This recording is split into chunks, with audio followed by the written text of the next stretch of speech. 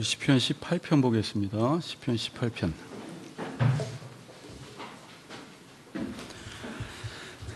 집에 가서 시편 18편은 이게 50절까지 있어서 전체 다 못 읽고요. 계속 집에서 하루에 한 번씩 읽어보시면 좋을 것 같습니다. 오늘은 일단 19절까지인데요. 오늘 1절부터 6절까지만 읽겠습니다. 우리 한 절씩 교독합니다. 나의 힘이신 여호와여, 내가 주를 사랑하나이다.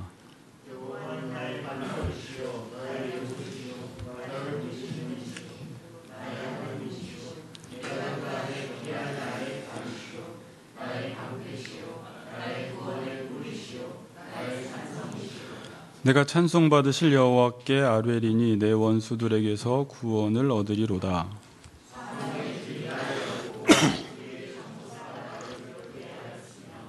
스올의 줄이 나를 두르고 사망의 올무가 내게 이르렀도다.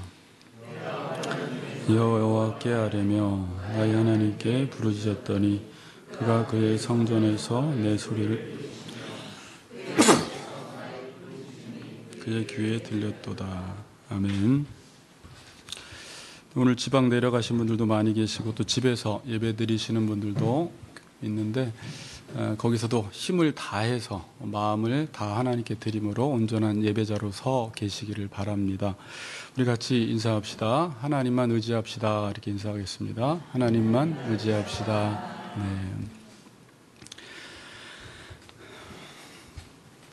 자, 다윗 하면 생각나는 게 무엇입니까? 다윗. 일단은 초등학생들이나 중고등학생들이나 청년들이나 어른들도 다윗과 골리앗 이야기가 가장 먼저 떠올라요. 그래서 용맹스러운 다윗, 아니면 또 시편 23편이 생각나면서 그 목동인 다윗이 생각이 나요. 근데 제가 이제 시편을 쭉 보면서 앞으로 조금만 더 볼 건데 쭉 보면서 느끼는 것은 다윗 그러면 그냥 원수들의 공격을 받은 자. 참 그의 인생이 쉽지 않았다. 고난과 환난을 계속해서 겪은 인물. 사도 바울이 고린도후서 11장에 많은 어려움과 고난과 환난과 죽을 위기를 많이 넘겼지만 다윗의 인생을 다시 요즘 사무엘상을 보면서 정말 힘든 인생을 살았구나라는 것을 보게 됩니다.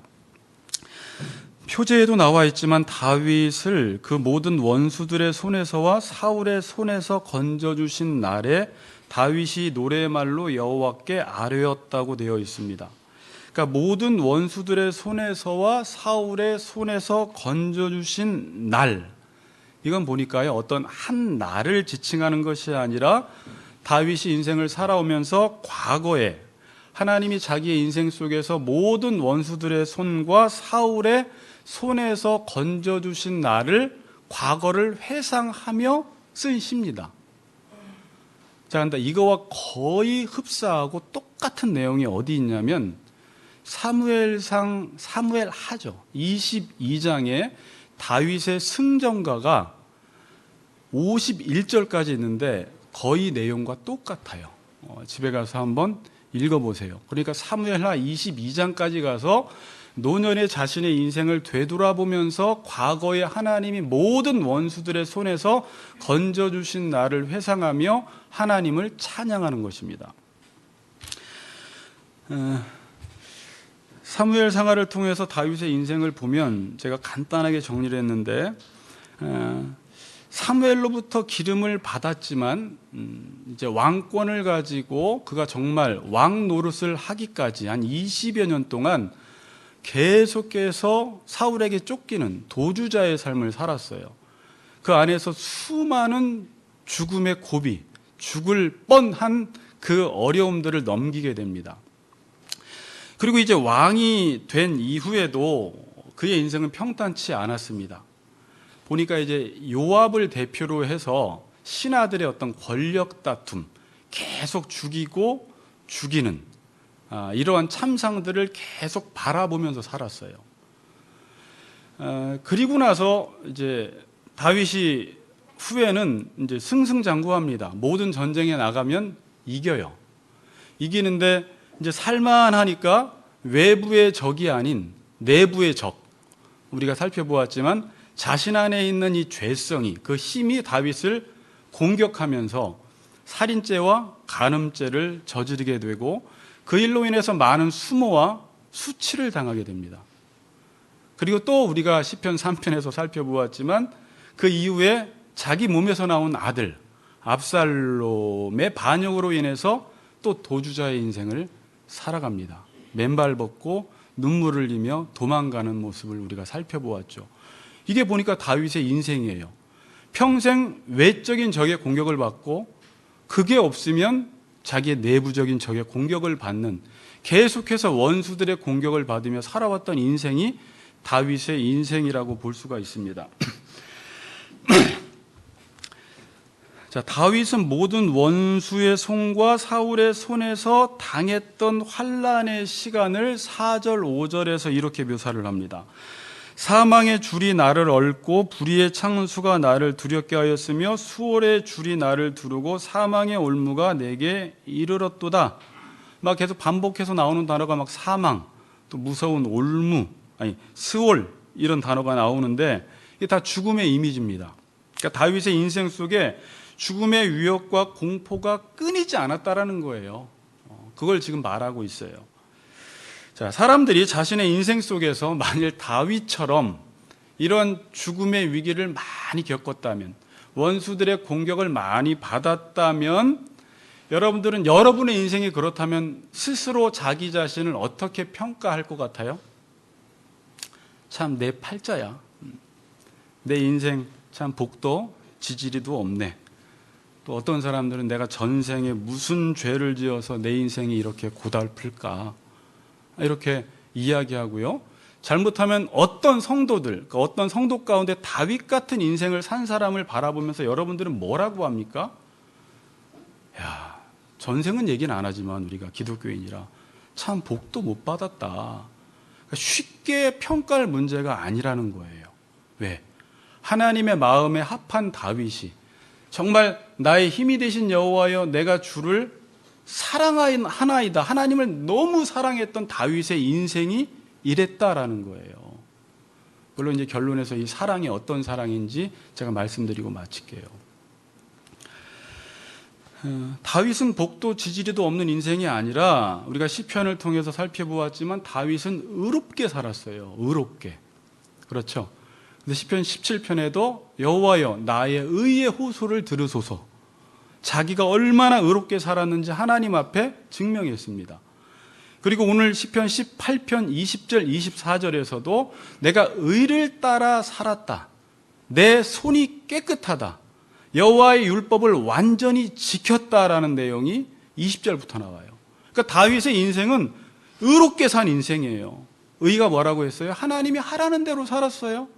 자칭 자기 스스로를 가리켜 나는 여호와의 종이다라고 합니다. 나는 하나님의 명령을 수행하며 살았다라는 거예요. 그 율법대로 그 율법의 말씀을 지키며 살았던 것입니다. 자, 2절과 3절 또 4절과 5절이 나오는데 여러분이 본문을 보세요. 2절과 3절 눈으로 쏙 보시고 4절과 5절을 보면 분위기가 너무 달라요. 그렇죠. 2절은 막 하나님은 어떤 분이시라는 것을 막 찬양하고 은유적으로 묘사를 하는데, 아까 4절 5절을 읽었지만 사망 가운데 있었다라는 거예요. 그러니까 제가 보니까 이게 사망과 찬양, 스올과 감사, 되게 대조적이에요. 전혀 분위기가 다른 내용들이 2절과 3절, 4절, 5절에 배치되어 있습니다. 자, 2절을 한번 읽어보겠습니다. 2절, 오늘 2절 시작.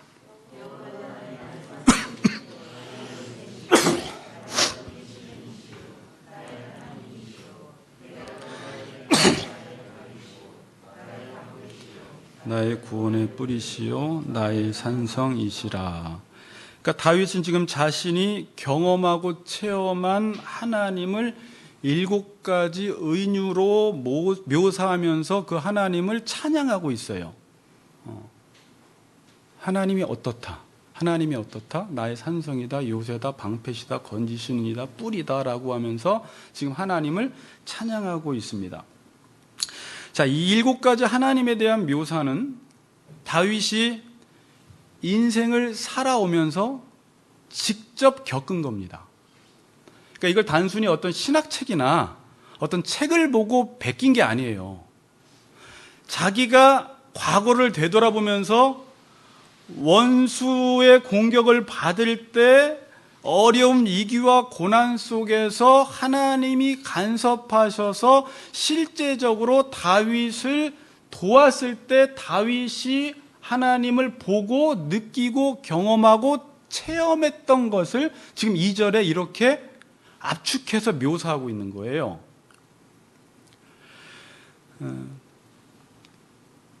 나의라는 말을 씁니다. 여기 나의 하나님. 저번에도 한번 말씀을 드렸는데 이 나의 하나님이라는 것은 진짜 나의 하나님이라는 거예요. 자, 그러니까 직접 하나님을 경험하고 체험해서 그분이 누구인지를 알았기 때문에 나의 하나님이라고 하는 것입니다. 자, 여러분들이 A라는 친구를 통해서 미국에 있는 B라는 친구를 소개받았다고 해봅시다. 아직 얼굴은 못 봤어요. B라는 친구를.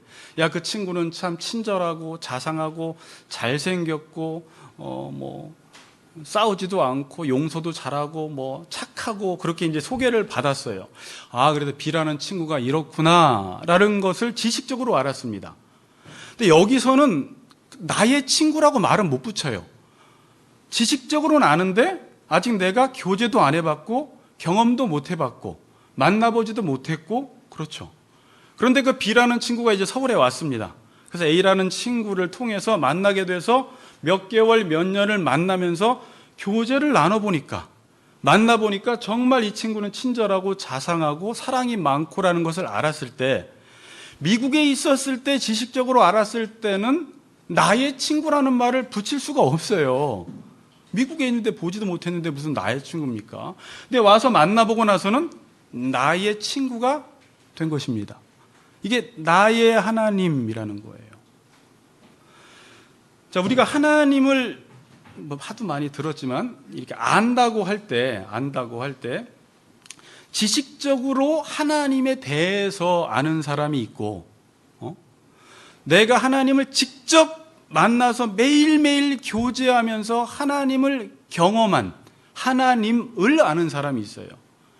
하나님에 대해서 객관적으로 아는 사람이 있고 하나님을 만나서 교제함으로 하나님을 나의 하나님, 주관적인 하나님으로 만난 사람도 있다는 것입니다. 그 질문지에서 여러분들은 하나님을 아십니까? 라고 제가 질문을 던졌는데 안다면 무슨 근거로 아십니까? 아니면 나는 아직 하나님을 잘 모르겠습니다. 그냥 지식적으로는 아는데 그 하나님이 아직은 나의 하나님이 아닙니다. 라고 고백하시는 분도 있을 수 있다라는 것입니다. 우리가 하나님을 알려고 할 때 제일 어려운 게 뭐냐면 미국에 있는 B라는 친구를 알려고 할 때 가장 어려운 것은 공간적으로 멀기 때문에 만나지 못하기 때문에 교제하지 못하기 때문에 그 친구를 알기가 어려워요. 그래서 그 친구를 알려면 내가 미국에 가든지 그 친구가 서울에 오든지 해서 만나야지 그 친구를 경험적으로 알 수가 있는 것입니다. 그렇죠. 그러니까 하나님을 알려고 할 때 제일 어려운 게 뭐냐면 하나님은 초월자세요. 그리고 우리는 이 땅에 한계를 가지고 있는 유한자입니다. 그렇죠.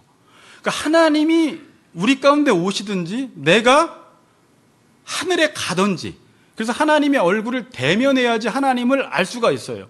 앞으로 천국 가면 지금은 거울을 본 것처럼 희미하나 그때는 얼굴과 얼굴을 보아서 부분적으로 알던 하나님을 온전히 이제 알 때가 올 거예요. 앞으로. 근데 하나님은 어떤 방법을 선택했어요? 우리가 지금 하늘로 간 것이 아니라 하나님이 예수 그리스도의 몸을 입고 이 땅에 오셔서 하나님이 누구신지를 예수님을 통해서 계시해 보여주신 거예요. 그래서 나를 본 자는 아버지를 본 것이다 라고 하면서 예수 그리스도 안에 하나님을 완벽하게 계시하신 것입니다. 그러니까 하나님이 우리 가운데 미국에 있는 B라는 친구가 서울로 와서 알았듯이 하나님이 이 땅에 오셔서 우리가 하나님을 만나고 교제함으로 이야기하면 길어지는데 저번에 성전 죄 가운데 우리 가운데 못 오시던 그분이 성전의 제사장을 통해서 만나야 되던 그분이 죄가 해결됨으로 우리 몸이 성전이 되어서 성령으로 우리 몸 가운데 오셔서 이제 어디에서나 신령과 진리로, 영과 진리로 예배드릴 수 있게 되었다라는 거죠. 자, 그런데 하나님을 알기 위해서는 일단 이 땅에 오셨지만 또 하나의 걸림돌이 무엇이냐면, 제가 신학을 공부하다가 제일 어려운 거예요. 아마 우리 전사님도 그럴 테고 여러분들도 그럴 거예요. 그래, 알기는 알겠는데 오셔서 제일 걸림돌이 뭐냐면 하나님은 무한자고 나는 유한자라는 사실입니다. 여기서부터 이제 하나님을 배우긴 배워도 한계가 있어요. 원래는 유한자는 무한자를 이해할 수가 없습니다. 유한은 무한을 이해하는 게 불가능해요. 그래서 인식론에서 우리가 하나님을 알 수 있느냐라는 질문에서 인간은 원래는 하나님을 알 수 없는 거예요. 왜? 우리는 유한자고 하나님은 무한자이시기 때문에. 존재 방식이 다릅니다. 하나님과 우리 사이에 공통 분모가 없습니다. 그래서 만나도 모르는 거예요. 만나도 서로 모르는 사람이 누구죠? 완전 존재 방식이 다른 사람. 물고기와 새가 만나면요, 아주 가까이 만나서 뽀뽀를 해도, 대화를 해도 존재 방식이 전혀 다르기 때문에, 물과 하늘이기 때문에 공통 분모가 없어서 대화가 안 됩니다. 또 하나가 있긴 있어요. 부부가 그래요. 사람인데 되게 어려워요. 그래서 부부를 잘 안다라는 건 죽지 않으면 몰라요. 그래서 하나님을 알려면 이렇게 알라는 거예요. 그래서 하나님을 아는 것과 부부 사이에 아는 게 유사해요. 사람인데 너무 달라. 화성에서 온 남자, 금성에서 온 여자 이래서요. 죽지 않으면 모르는 거예요. 자, 근데 어쨌든 유한자는 무한자를 이해할 수 없습니다. 그럼 알 수 있는 방법은 아까 마찬가지로 내가 무한해지든지 하나님이 유한해지셔야 합니다.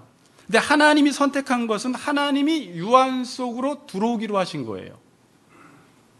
하나님이 유한 속으로 들어오시기로 했다라는 건 뭐냐면, 제가 그걸 여러분들이 역사 안으로 들어오셨다, 이스라엘이라는 역사를 통해서 하나님이 자기 소개 방식으로 나는 어떤 사람이야 라고 말하지 않고 인간의 역사를 통해서 하나님이 어떤 분인지 사건을 통해서 하나님을 계시해 주셨어요.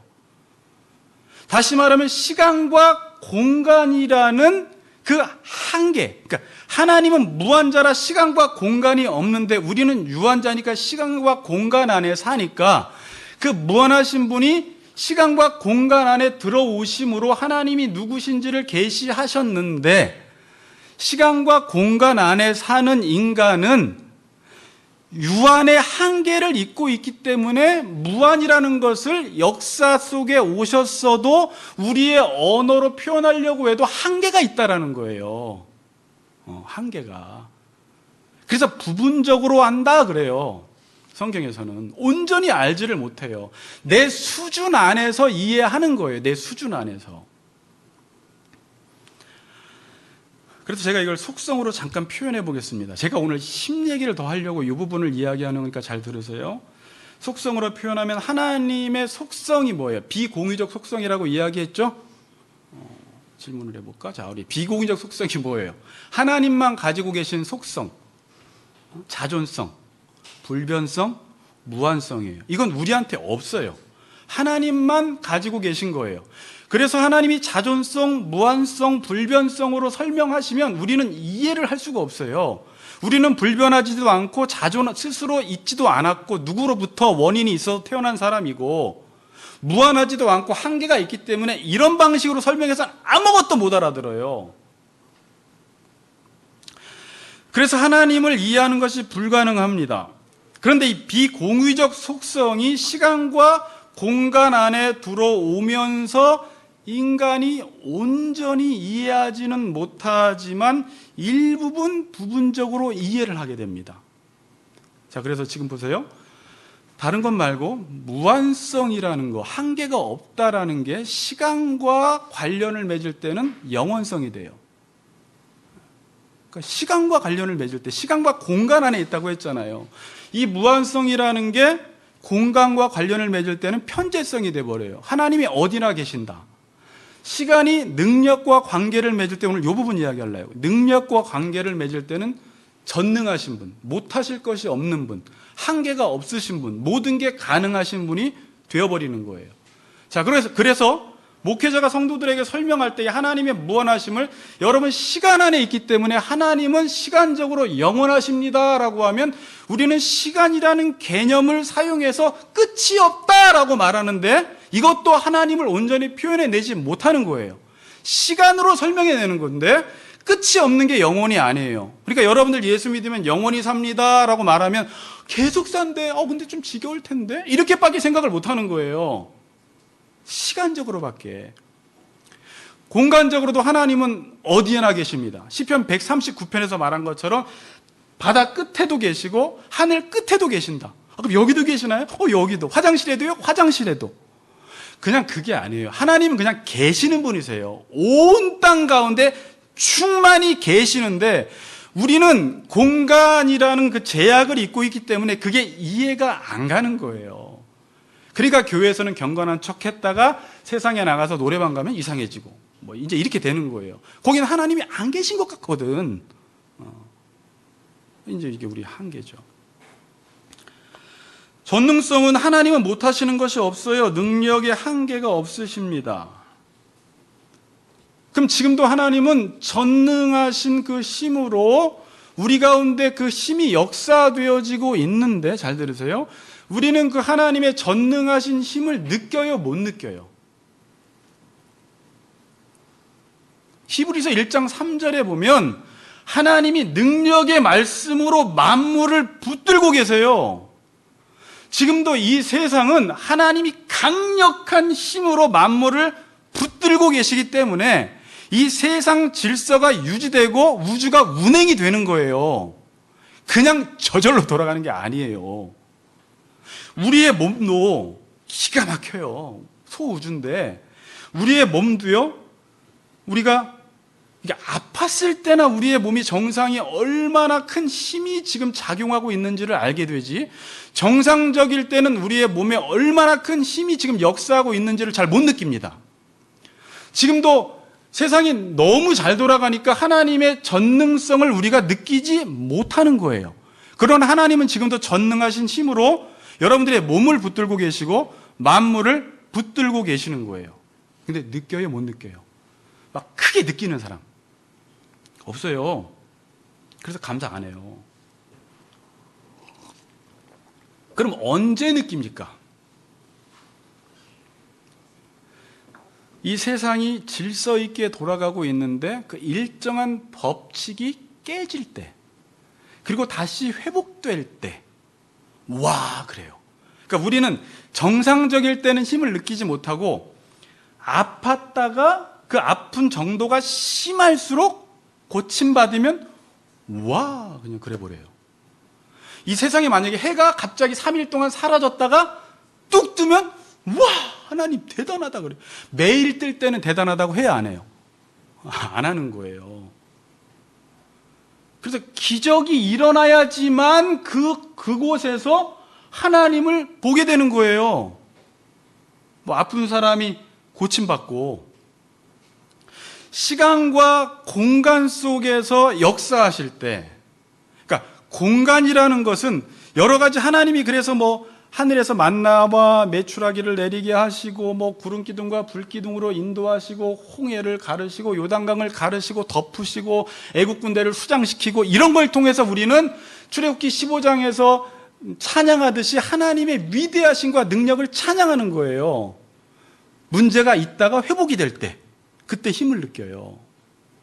두 번째는 언제 느낄까요?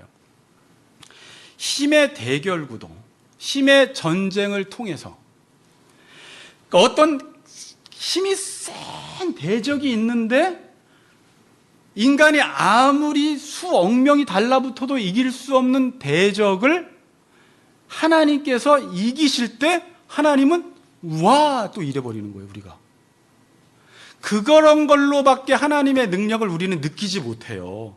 그러니까 하나님한테는 아무것도 아니에요. 아수르의 18만 5천, 애굽의 병거가 그 당시에 최고였다, 강대국이었다 그러는데 하나님한테는 그냥 이렇게 하면 그냥 죽어요, 다. 그래서 하나님이 일부러 상대를 강하게 하세요. 이스라엘보다 주변 국가들이 다 강해요. 만약에 이스라엘이 강대국이었다면 이겨도 자신의 힘으로 이긴 건데, 이스라엘이 이기면 이건 누구의 힘으로 이긴 거예요? 하나님의 힘으로 이긴 거예요. 그래서 전능하신 하나님을 경험하게 돼요. 나의 힘이신 여호와여, 내가 주를 사랑하나이다는 강한 원수들과 사울 같은 원수들을 만났을 때 하나님이 나타나셔서 그 원수 아무것도 아닌데 치면 다윗은 와 그냥 그래 버리는 거예요.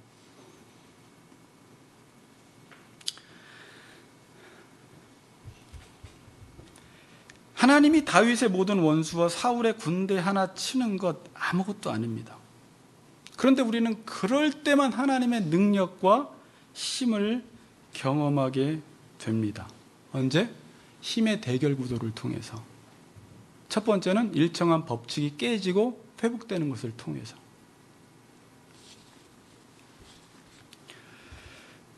그래서 2절, 3절의 고백은 그냥 나올 수 있는 고백이 아니에요, 여러분.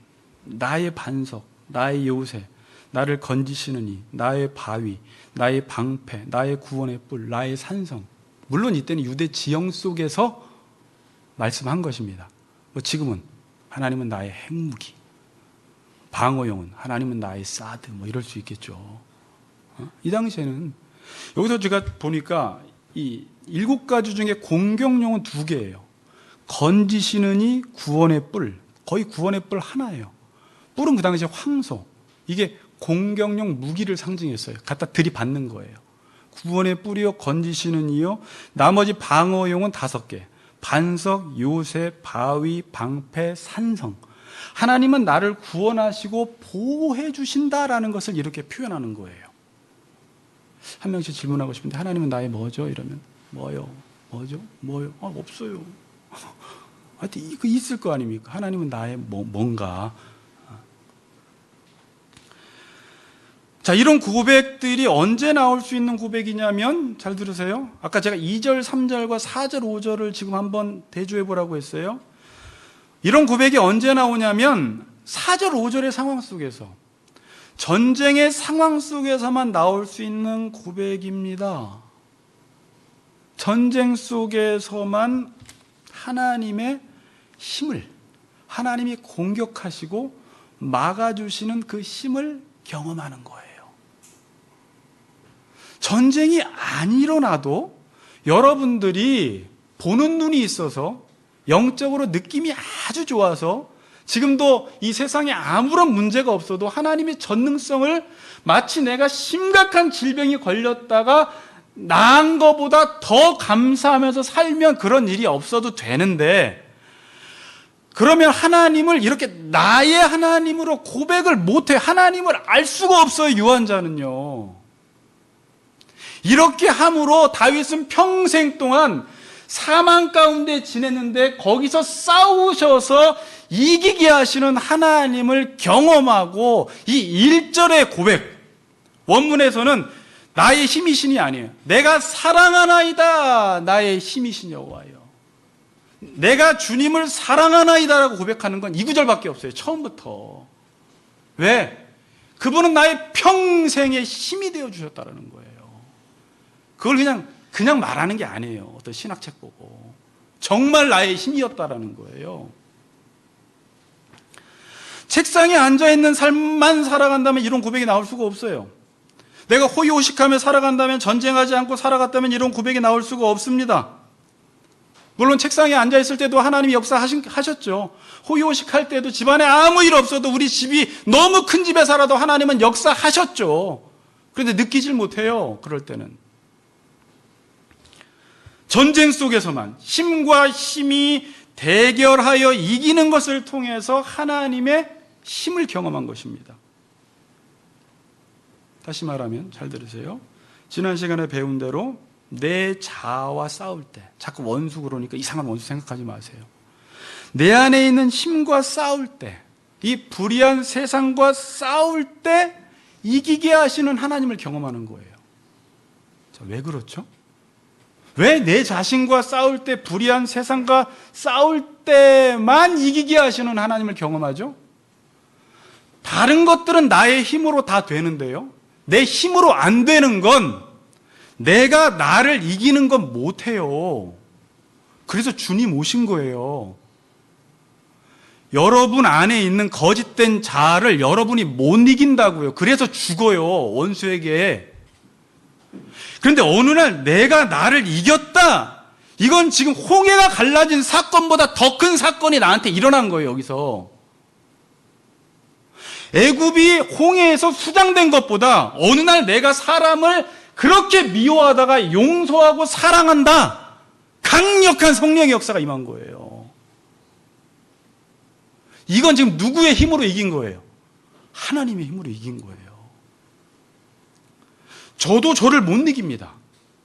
그래서 하나님이 은혜 주지 않고 힘 주지 않고 기도하지 않으면 이상하게 계속 미워요. 그냥 뭐 아내도 믿고 다 믿고 치고 싶고 때리고 싶고 그냥 꼬투리 잡고 싶고, 지난 시간에 말한 대로 내 힘이 이 안에 있으니까 이 힘과 충돌해서 그냥 계속 내가 너무 힘들어.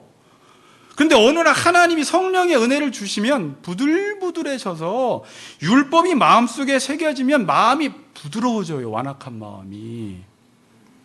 그게 에레미야서에 말씀하는 거 아닙니까? 율법이 신비에 새겨지면 우리의 마음이 부드러워진다고요. 부드러워져요, 성령의 역사에서. 그래서 사랑의 열매가 맺혀지는데, 내가 이렇게 사랑하는 삶을 살아간다는 것은 지금 강력한 하나님의 힘이 내 안에 역사하는구나라는 걸 느낄 수 있다는 거죠. 직장에 가면 늘 타협했어요. 직장에 가면 늘 돈 중심적으로 일했어요. 근데 어느 날 내가 의를 이루고 싶고, 내가 사람들을 사랑하고 싶고, 넓게 보는 마음이 생기고, 성령이 역사한 거예요. 성령이. 그건 내 힘으로 했다고 하지 마세요. 바로 감사하셔야 돼요.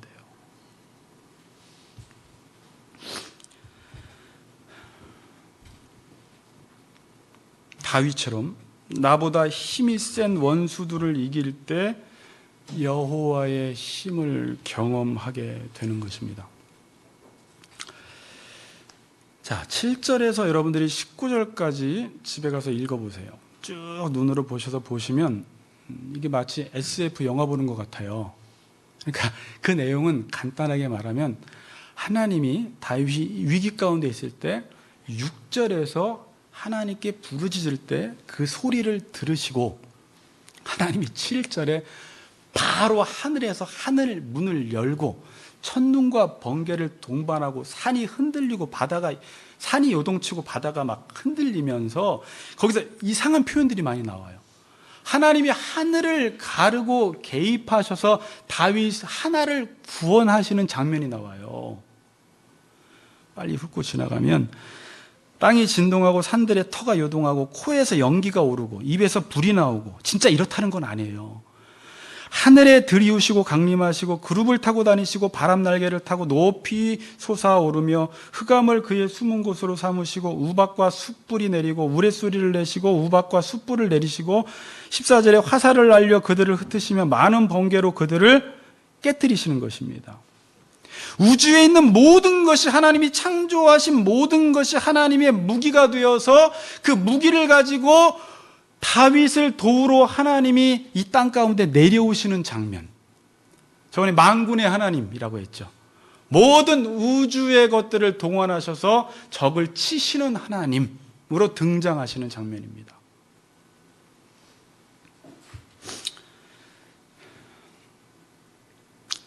우리는 참 아름다운 세상에서 살아가요. 여러분, 이 사는 세상이 지옥은 아니에요. 참으로 좋아요. 지금도 자연에 나가보면, 엊그저께도 이렇게 강화도 기도원에 가면 너무 이뻐요. 그냥 차 타고 지나가면 그냥 산이 너무 이쁘고 너무 행복해요. 볼 때마다.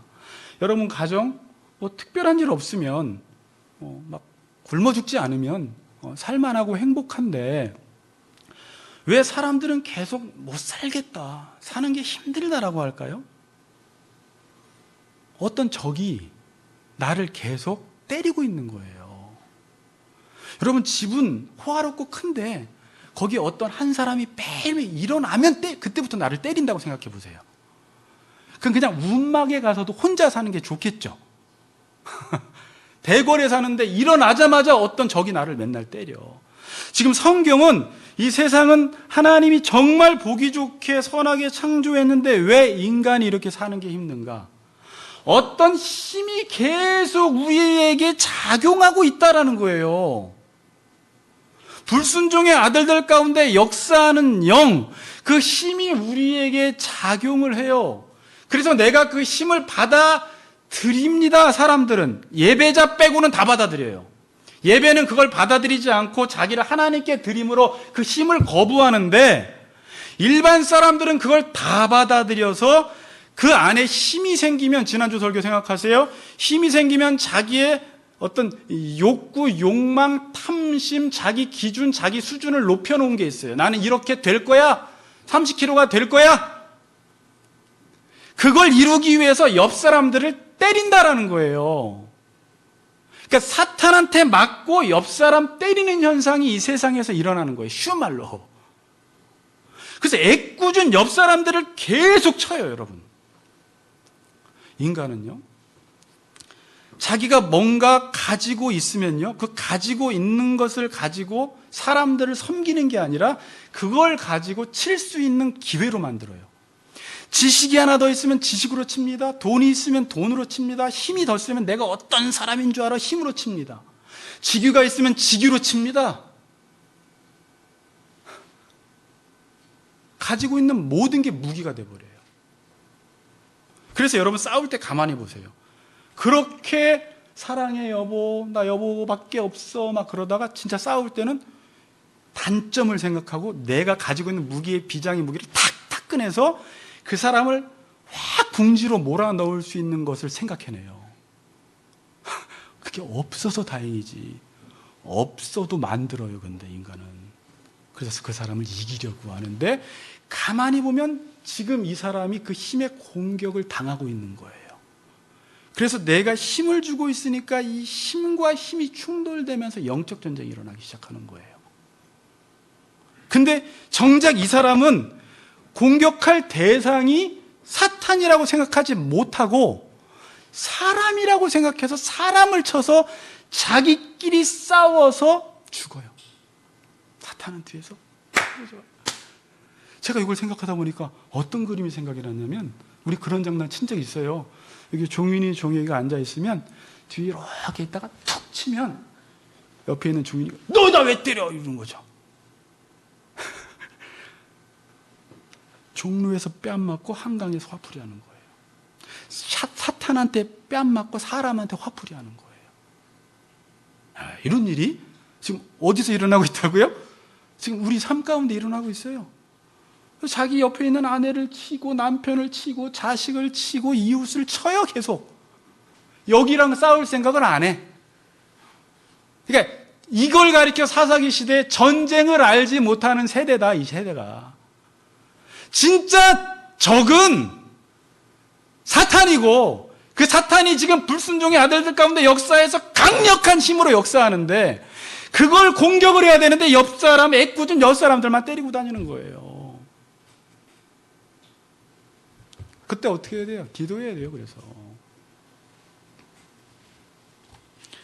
내가 다른 사람을 치고 있다는 것은 지금 원수의 공격을 강력하게 받고 있다라고 생각하면 됩니다. 내가 자꾸 사람들을 치고 있다라는 건 뭐라고요? 아, 내가 지금 사단의 힘을 강력하게 받고 있구나, 이렇게 생각하시면 돼요. 에베소 6장에 보면 이제 앞으로 이제 준영 형제랑 계속 뒤에 이제 에베소 6장으로 넘어갈 거예요. 영적 전쟁 시리즈가 쭉 나오죠. 제가 10몇 번 했습니다. 그거 하나하나씩 잘 들으세요.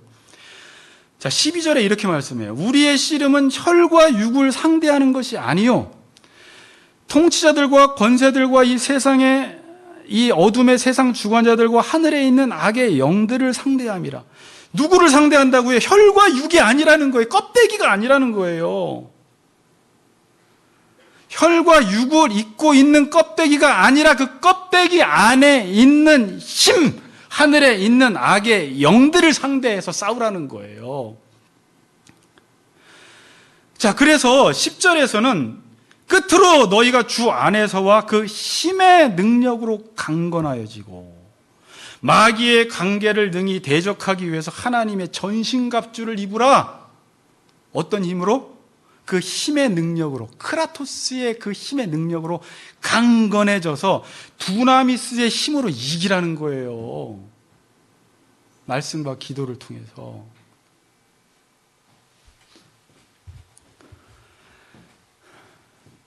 이 사탄의 힘이 작용할 때 그 힘은 그냥 작용하지 않고 어떤 사람에게 들어가서, 가정의 식구 가운데 들어가서, 옆에 있는 정말 믿었던 교인 가운데 들어가서, 친구 가운데 들어가서, 실제 원수 같은 사람 가운데 들어가서 나를 치게 하는 것입니다. 그 혈과 육이 아니라는 거예요. 약한 사람 치고 들어가요, 사탄은요. 자기도 모르게 사탄의 종노릇을 하고 있는 거예요. 그래서 결국 그 사람을 공격해서 그 사람이 하나님과의 관계를 못 맺도록 만드는 게 사탄이 하는 일이에요.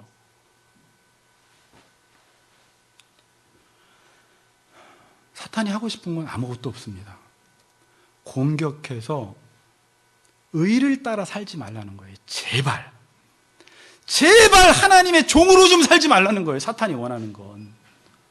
네가 주인 되어서 네 마음대로 살라는 거예요. 이게 사탄이 최고로 원하는 거예요. 그래야지 죽기 때문에. 하나님의 종으로 살려고 하면 사탄이 이제 비상 들어가요. 막 난리가 나요. 여러분이 말씀 보려고 하고 예배 잘 드리려고 하고 말씀 들을 때 막 힘을 주기 시작하면 이상한 일들이 많이 생겨요. 그래서 또 그 일 당하고 이제 교회 못 나오겠습니다. 그래서 내가 교회를 못 가겠어요. 막 이래요. 뭐 누구한테 당한지도 몰라요. 그냥 막 내뱉어요. 막 말을.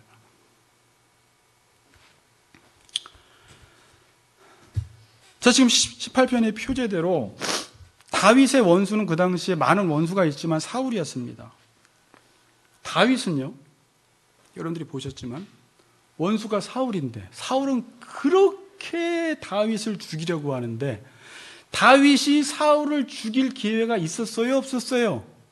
2번이나 있었어요. 옷자락까지 잘라온 거 보니까 얼마든지 푹 찌를 수 있어요.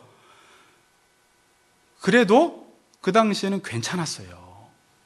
하나님이 찬스, 기회를 주셨나 보다. 이 기회에 나를 치던 사울을 죽여야 되겠다라고 생각할 수 있지만 다윗은 안 죽입니다. 절대 악을 악으로 갚지 않아요. 다윗은 전쟁을 알았어요. 사울이 악령의 신이 임했어요, 그 전에. 그래서 미친 거예요. 그래서 전도서에 인간이 평생 미친 사람처럼 살다가 죽어요. 사람과 싸우다가. 그래서 죽이지 않습니다. 사무엘상에서 표현으로는 여호와의 기름 부음 받은 자의 종을 내가 어떻게 칠 수 있겠느냐 그래요.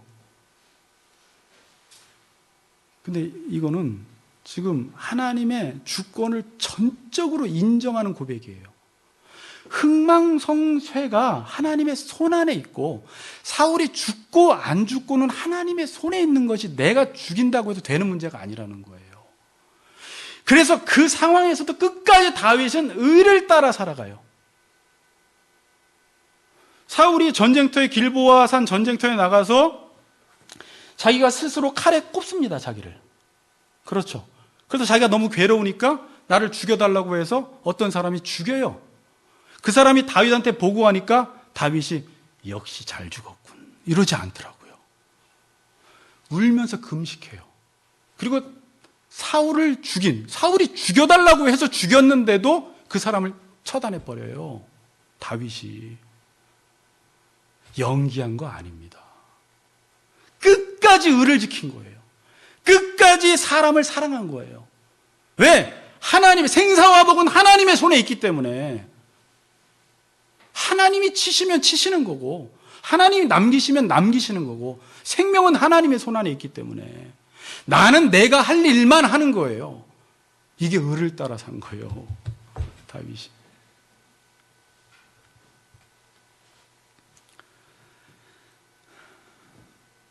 다윗이 싸운 것은 사울과 싸운 게 아니라 자신과 하나님과의 관계를 놓고 싸웠어요. 그리할 때 사울을 쳤으면 사탄의 공격을 당한 것입니다. 사울을 사랑했다라는 건 여호와의 종으로 살아갔다라는 거예요. 이겼어요. 그러니까 다윗이 고백하는 게 뭐냐면, 내가 두려워하는 날에는 나를 의지하고 내 왕권을 의지하고 내 힘을 의지한 게 아니라 내가 두려워하는 날에는 내가 주를 의지하리이다. 이렇게 고백을 해요. 몇 편에? 시편 56편 3절에. 내가 두려워하는 날에는 주를 의지했어요. 어떤 상황에서도 하나님과의 관계를 놓치지 않았다. 영적 전쟁에서 승리한 거예요. 이게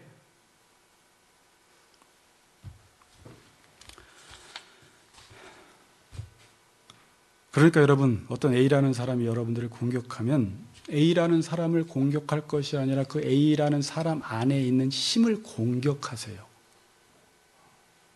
만일 A라는 사람을 공격해서 그 사람이 지금 패했어도 좋을 건 없습니다. 자, 패했으면요, 내가 지금 그 사람을 공격하면 나도 패한 거예요. 이해가 되세요?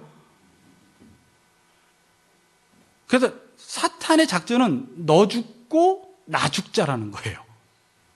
그래서 원수를 치면 원수만 죽은 게 아니라 원수를 죽인 내가 사탄의 힘을 받아들였기 때문에 나도 죽은 거예요. 하나님 말씀대로 못 살았기 때문에. 이해하시죠? 너 죽고 나 죽자예요, 이 세상에서는요.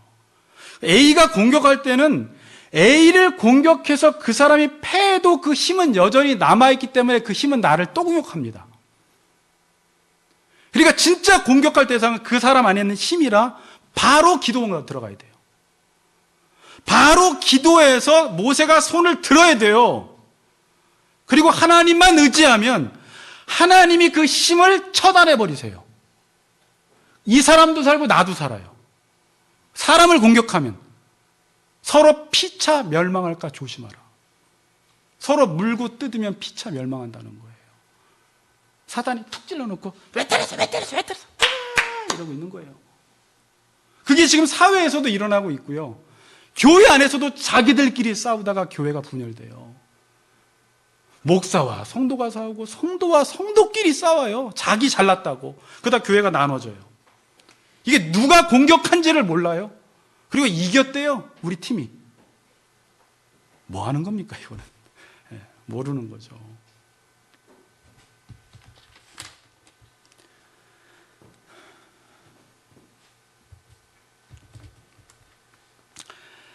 싸워서 이기긴 이겼는데 나나 그 사람이나 아무런 유익이 없습니다. 하나님이 라미정 성도님 천국 가서 앞에 세워놓고 너는 평생 뭐 하면서 살았니? 그러면 싸우면서 살았습니다. 그러면 누구랑 싸웠니? 옆 사람이. 그러면 안 되잖아요. 사탄과 싸우라고 그랬더니 왜 사람과 싸우다 왔어? 사람은 사랑하라고. 싸우는 건 사탄과 싸우라고. 기도해서 말씀 듣고 그 힘으로 사랑하라는 거죠. 의를 따라 살라는 거죠. 기도하지 않고 말씀에 헌신하지 않고 싸우고 나서 말씀이 아니라고만 해요. 사람들은 해보지도 않고.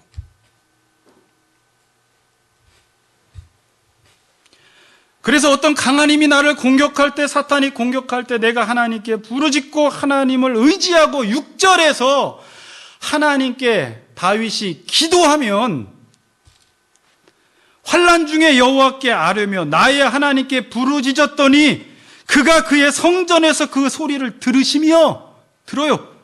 그의 앞에서 그의 부르짖음이 그의 귀에 들렸도다. 7절에 바로 하늘문을 열고 하나님이 개입하시는 거예요. 어떻게 했더니? 기도했더니.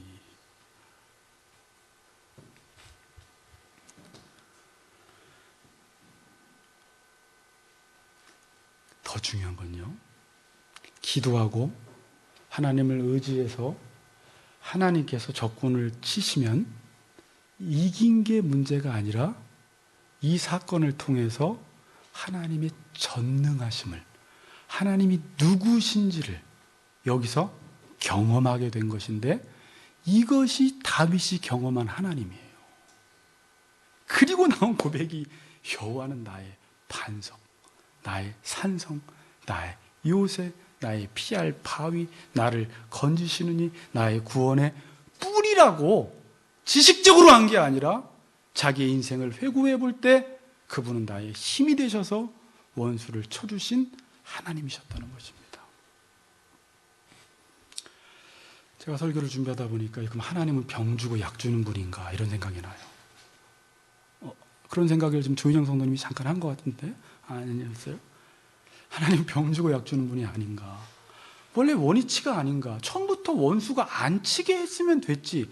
왜 원수가 왔다가 치게 함으로 원위치를 만들어? 이제 설교 들으니까 이건 왜 그런 거예요? 아까 하나님의 전능성을 경험한 것인데 약 주는 하나님을 경험하는 거예요. 사망 가운데서 구원하시는 그 하나님을 체험적으로 경험적으로 알아가는 거예요. 약 주시는 하나님을 경험한다고요. 우리 인생 속에 4절, 5절은 없었으면 좋겠어요. 죽음의 힘이 없었으면 좋겠어요. 나를 공격하는 사탄의 힘이 없었으면 좋겠어요. 나를 괴롭히는 사람이 없었으면 좋겠어요. 문제가 좀 없었으면 좋겠어요. 그런데 하나님은 그렇게 안 하십니다. 그렇게 하실 수 있지만 그렇게 안 하십니다. 다윗의 인생을 봐도 그렇고 성경 인물들을 봐도 그렇고 한평생 경건의 삶을 살아온 인물들의 삶을 봐도 절대 그렇게 평탄치 않습니다. 그 가운데 적군들 때문에, 문제 때문에, 사망의 위협 속에서 점점점 하나님 앞으로 몰아가세요. 하나님을 찾게 만드세요. 하나님을 의지하게 만드세요. 그래서 그 하나님, 머리로만 알았던 하나님, 귀로 듣기만 알았던 하나님을 눈으로 보게 되고, 내 자녀 가운데 일하시는 하나님을 보게 되고, 집을 구할 때 일하시는 하나님도 보게 되고, 일할 때 일하시는 하나님을 보게 되면서 이건 내가 한 게 아니야. 하나님이 하신 거야라는 것을 알게 만드시는 거예요. 그래서 여러분들이 자녀들에게 고백할 수 있어요. 직접 하나님은 이런 분이야. 앉아봐. 내가 만나지도 않았는데 어떻게 고백을 해요?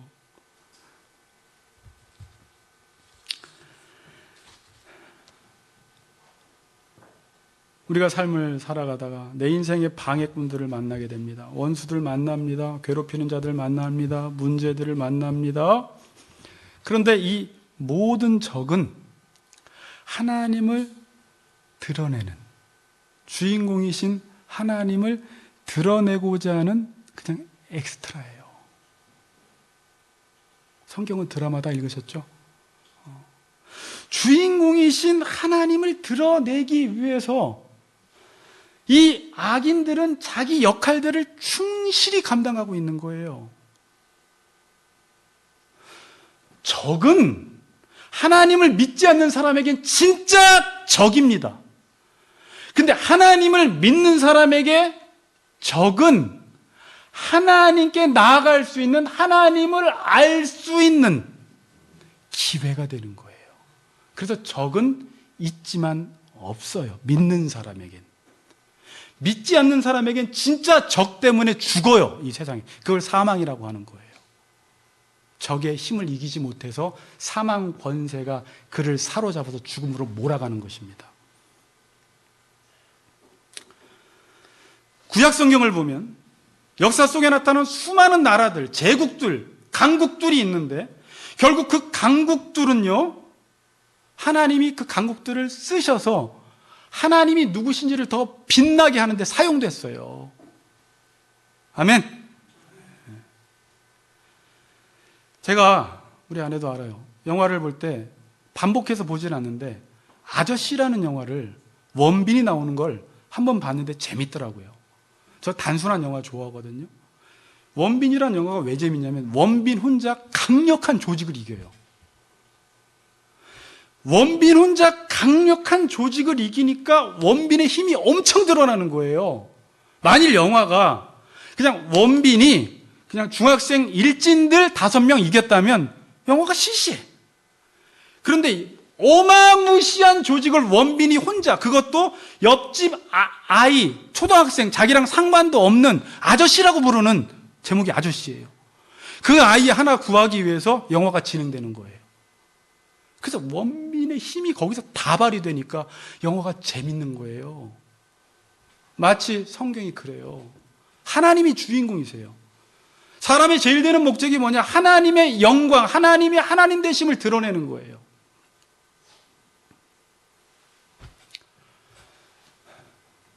결론 지을게요. 다윗이 나의 힘이 되신 여호와여 내가 주를 사랑하나이다라고 했는데, 사랑한다라는 말은요 아무나 못합니다.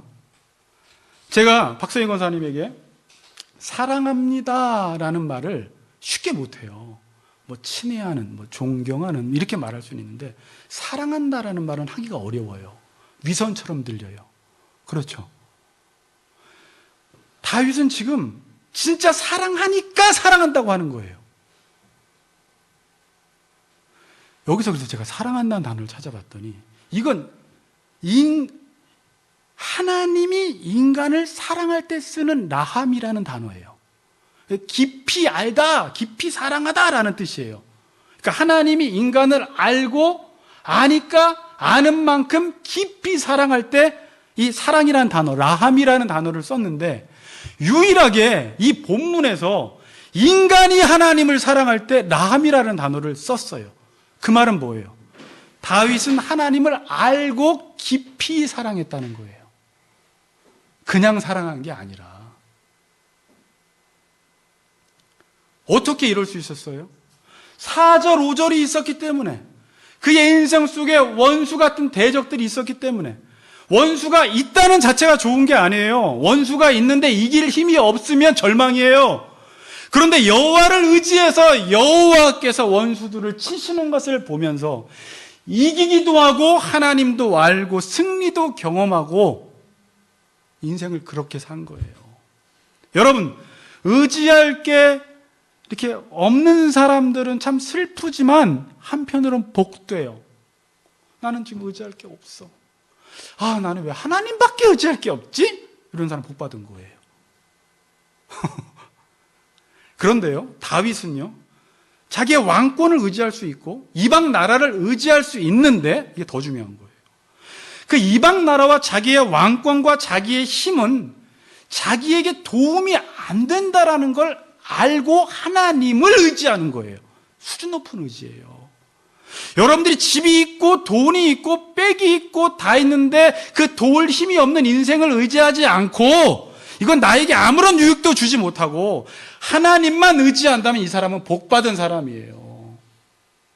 그래서 다윗이 1절에서 나의 힘이 되신 여호와여 내가 주를 사랑하나이다 라고 고백한 것입니다.